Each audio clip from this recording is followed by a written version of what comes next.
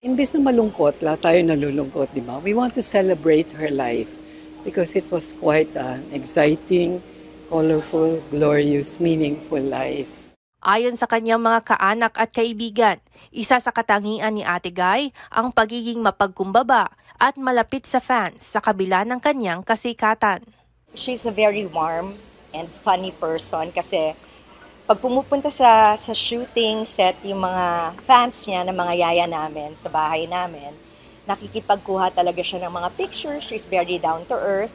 Ganon din siya sa lahat ng mga minamahal niyang mga fans. Tapos nun, she has a very beautiful voice na magandang pakinggan paulit-ulit, hindi nakakasawa.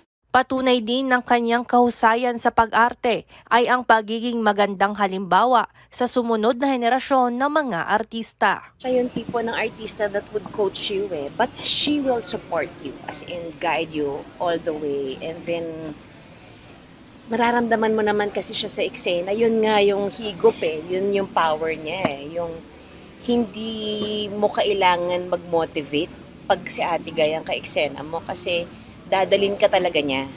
Dadalin ka niya, bibitbitin ka niya, gagabayan ka niya.